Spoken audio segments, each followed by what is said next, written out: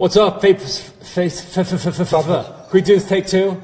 No, we won't. It's Facebook Live. Channel 2 Sports Director Zach Klein, along with my man Jeffrey Schultz. He's the professional speaker, just FYI. I'm tired. I want to go back to sleep. I'm not complaining because we're out here at the Rose Bowl. We are in downtown Los Angeles at the LA Hotel. It was the first media session here at the hotel. Yesterday, Jeff and I were out at Disneyland getting some funny stuff with some of the guys. Today, a little bit more serious as we start to lock in and get ready for the game.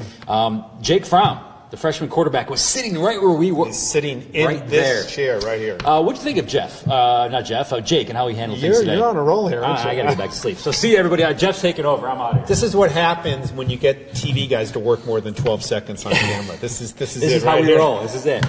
I need coffee, please. Coffee. Can I get a coffee? Yeah. Very impressive. I joked with him, actually, after he broke away from the main press conference. For the TV folks, he breaks off into these separate sessions, and he was sitting right here. And I said, am I wrong? Is this the first formal press conference you've really had since you signed? And he said, yes. Now, he did speak after the SEC championship game, but that was more of a big scrum in the locker room. It's the first time he was sitting up here, but no, he did not practice in front of the mirror or anything. He said, I'm just hoping to get through this. And he did very well. I was really impressed, Zach. He's an incredibly mature young man for somebody his age and his freshman quarterback. He talked about how he's really grown a lot. He did not expect to be in this position. He did not expect to be in this position when he signed with Georgia. Yeah, he said if somebody were to tell him this script, that he would come in the middle of the season, lead him to, 8 or 9 straight games, win an SEC championship, and be sitting in front of the media getting ready to talk about the Rose Bowl and facing Oklahoma with a chance to play for a title, he would never have dreamt it in his wildest dreams. Yeah, and I think one thing that's really not talked about enough is the mere fact that he's on Georgia. I mean, dial it back. When he signed with Georgia, Jacob Eason was already secured. He was already the quote-unquote quarterback of the future. And the mere fact that Jake Fromm came here amid that really says something about the young man. And I asked him about that, and I said, well, you could have gone, I went through the whole thing, well, I'm a Georgia boy, I grew up a Georgia fan, I want to be the Georgia quarterback. And I said, yeah, but you understand you could have gone somewhere else and been assured a starting job earlier. And he said, I didn't want to take the easy way out. Wow. I wanted to come here and I wanted to earn it. Zach Klein, Jeff Schultz, WSB, AJC, Cox collaboration here in Los Angeles. We're taking your Facebook questions and comments, so hit us up. Jim Dempsey, please say dogs without the hick accent. Try it. Is he talking to me? Do I have a hick accent? Was it dogs or dogs? Zach tries to blend. Sorry about that. James Chapman says dogs are going down in OU. Jeff and I will give you predictions later on the week on our We Never Played the Game podcast. So go check it out on iTunes and on Google Music, Google Play. We Never Played the Game podcast. Check it out. Jeff and I will be doing pods throughout the week here in the Rose Bowl. Lavelle Hughes says get a life. So I think there's some trash talk already. Not you and I. Some of the Boomer Sooners and Go Dog, Bulldog. I know you don't like the word nation, but Bulldog Nation. Yeah, everybody's we made that a podcast rule that there was not going to be nations. No nations. No nations. Nations were banned. Nations were banned. We had a chance to visit with seems appropriate actually. Bulldogs offensive coordinator Jim Chaney today, and again he's another one of those guys we don't get a chance to visit with throughout the year. Kirby kind of keeps a really tight-knit circle of people he allows to visit with the media. And Coach Chaney, man, he's got a great personality. He sits down for the first time, and they introduce him, and they're like, Jim Chaney, following Oklahoma, and he kind of interrupts. He's like, well, what did Coach Stoops have to say about our offense? And, any good nuggets that he gave up? Great personality. Your thoughts with what Chaney had to say and how he's been handling the spotlight on him here at the Rose Bowl. Oh, yeah, very similar to Kirby Smart not allowing freshmen to speak. He allows the coordinators to speak once. It's before the season until after the season and in situations like this. But everybody knew he's a very entertaining guy. He's one of these guys that's been around a long time. And again, getting back to Fromm, he's done an amazing job with him and this offense. Jim Chaney took a lot of criticism last year for the way things went, and he's done a lot better this year, and I think he handled today very well also. He seemed to be enjoying the stage. He did, he was enjoying it. One guy who not enjoying the stage is our man Nick Chubb. We kind of hit on this a little bit on the podcast. If there are 100 things Nick Chubb would want to do, visiting with the media is probably 100 or maybe even 101. But we did get him to open up a little bit when we asked him about Coach Chaney and you have any good stories, and he started to smile a little bit, get out of his his lack of hanging out with us here at the media day. And he said basically that Coach Chaney thinks that none of the running backs practice. He says we have so many good guys. Oh, you can take your 2 runs and you go break a sweat, sure. Yes. So Chubb was having some fun with Chaney, but all the attention today was pretty much on the offensive players. So we heard from Isaiah Wynn, Sony Michel, Jake Fromm, and of course Chaney. Anything else stood out for you today in listening to these guys? No, I also spent some time a little bit with the people on the Oklahoma defense, right. and I do think, and I'll get into this in a column later in the week. There's a little bit of the Big 12 chip on their shoulder, a little bit, because people, particularly in SEC country where we live, sort of look down on Big 12 football. They had that 56-52, whatever it was, win over Oklahoma State, and they probably got more criticism after that game. Hitting up for the half win. 100 and win. Yeah. And what are they? Yeah. Yeah. And because, of course, people in the South are going to say, well, that's not football. That's video games, and now we're going to play football. We'll see what happens. And so I think that's is that the uneducated SEC fan? Because there's no doubt, I think normal SEC fans, Jeff, would say if Oklahoma were to move over to the SEC, they'd be competing with the Alabamas and the Georgias and the LSUs, for division titles every year. Look, Jim Chaney said it on stage. He said you don't get to be one of the Final Four teams unless you can play physical football. Now, obviously, the style of football in general in that conference is more wide open, less smash mouth. I don't think that's extreme to be saying that, but that doesn't mean they can't play physical. Now, how they match up with Georgia, that's a different story. I mean, do I think Georgia's a little more physical? Probably yes. But I think the bigger issue going into that game is going to be how much, and again, we'll talk about this later, but how much can Georgia control the game with its running game? We don't want to lapse into coach speak too much, but the whole third down thing is really key this game because the longer Georgia can extend drives, the more you keep Baker Mayfield and the Oklahoma offense on the sideline. And we alluded to this in a podcast last night, you don't want to get into a situation where Oklahoma gets up by a couple touchdowns because that puts Georgia into a weakness position of having to basically try to catch up with its passing game.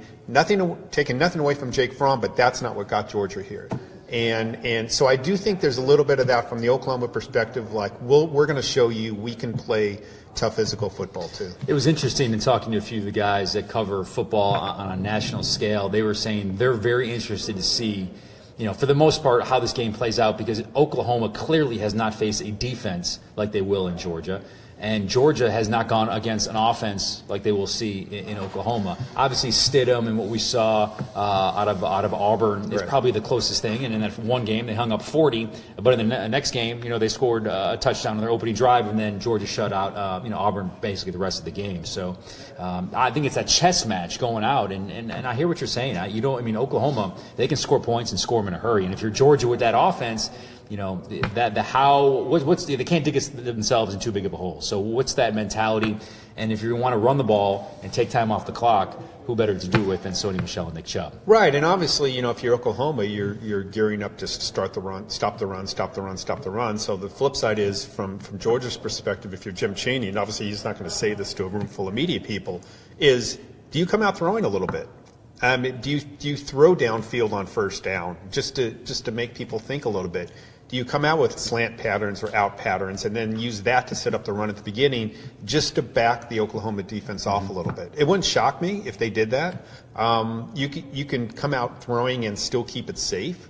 But if you just come out and hand off to Chubb, hand off to Michel, 3 or 4 times right away in that first possession, you're sort of playing into what Oklahoma expects. But we'll see what happens. Zach Klein from WSB Channel 2, along with my man Jeffrey Schultz from the Atlanta Journal-Constitution, will be with you throughout the week here in Los Angeles, counting down to kickoff between Georgia and Oklahoma, the 104th Rose Bowl. How many Rose Bowls? We talked about this on the podcast a little bit. You grew up in Los Angeles. You worked out here. How many Rose Bowls would you say you've been to? Not a ton, maybe 8 or 10. Okay. Actually, I was working part-time for the Santa Monica Evening Outlook, and this is going way back, kids, because I was really young, and we were all on typewriters. And I want to say it was like a freshman or sophomore in college, and I was working part-time for the paper, and one of my boss said, hey, you want to go write a sidebar at the Rose Bowl? And I was like, hello, I'm in, yeah. After I said yes, he said, great, can you also, by the way, because this is back then when everybody's typing papers out on with portable typewriters. after the game and after you write your sidebar, can you take everybody's story and drive it back from Pasadena to Santa Monica? Nice. Which is an hour drive, and hand it to the teletyper. And by the way, help download it into whatever the hot type thing was. You were a young spry pup. You did. Yeah, and I was like, yes sir. And but it was fun.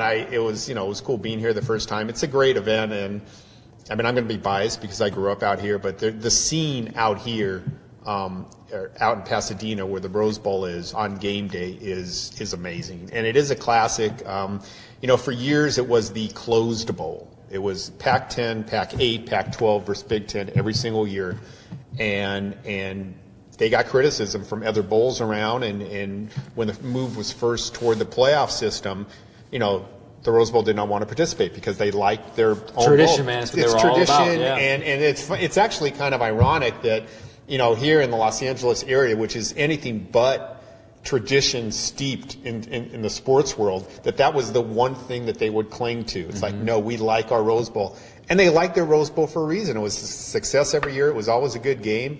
And it was always a beautiful day. I mean, I've been here, Zach, when it rained during the week, and then game day, it was crystal clear. It was. So we'll see what happens this week. And but it is just, they've been playing this game since 1902, when it was then the Tournament of Roses game, and this is just the second time since the conference affiliation that a Pac-12 / Big Ten team will not be in this Rose Bowl game. Right. So the locals not too excited about it, but I know Bulldog fans from everywhere are coming in. Jake was asked today how many people does he think he's having, or has he heard anybody that's not coming to this game? And he said, well, the whole Fromm contingent will be there, and everybody he spoke with in Athens will be on your way. So if you guys are coming out, let us know. Again, Zach Klein, Jeff Schultz, we're wrapping up here on Facebook Live. We're taking your questions. Lavelle, thanks for the shout-out, man. Tiffany Smith says, go dog, sick 'em, sick 'em, sick 'em.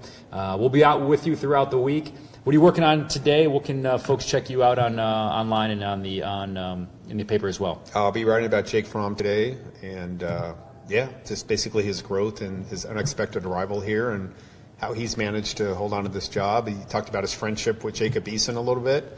They're actually rooming here in the hotel in LA. So for anybody who thinks there's any animosity there or it's awkward, it's not at all. They're best buds. We've talked about before how we still think things are going to go after this season. Yeah. Somebody actually asked a question projecting to next year. How are three five-star quarterbacks going to exist? And after, because the kid is coming in. Justin Fields. Justin Fields is coming in. And I told the writer later, I said, just FYI, I think one of those five-star quarterbacks might not be here yet next year. And that's something we can discuss on the We Never Play the Game podcast. Another plug for that, so please go check that out. Deborah, Cardarius Williams, Roquan the Reaper Smith. I like that nickname. Roquan the Reaper. Do you like that nickname? Yeah, it's a little dark, but maybe he'd like it. Robert Lee, and thanks for checking out. Brian Jarrett says everybody's knocking on Fromm, but his numbers are arguably comparable, if not better, than to Baker Mayfield in his first year. Okay, I hear what you're saying, but Baker Mayfield is impressive. I mean, obviously, yes, he's got 3 more years of experience under his belt, what he's had to deal with coming in as a walk-on, but to throw, nearly 50 touchdowns and 5 interceptions. Well, that's the thing. You can't. This is where I veer off with people who always go to statistics. They're playing in 2 completely different offenses, and Jake Fromm turns around and has 2 of the best running backs in the country. Right. Baker Mayfield could play in the Georgia offense. Jake Fromm, his success rate in the Oklahoma offense would not be nearly as high. So I totally get the numbers. I'm not criticizing Jake Fromm in any way, shape, or form, but he is perfect for what they're doing right now. Doesn't turn the ball over. He's accurate, great leader. The guys love his swagger. So without a doubt, an unbelievable storybook season for him. And hopefully he's got 2 more games left. Well, definitely 1. And we'll see if Georgia can knock off Oklahoma on New Year's Day here over at Pasadena in the Rose Bowl. It's been fun, my man. We'll be with you guys throughout the week. So for Jeff, I'm Zach. Thanks for tuning in to this Facebook Live in collaboration with the AJC and WSB. Have a great rest of the day, everybody.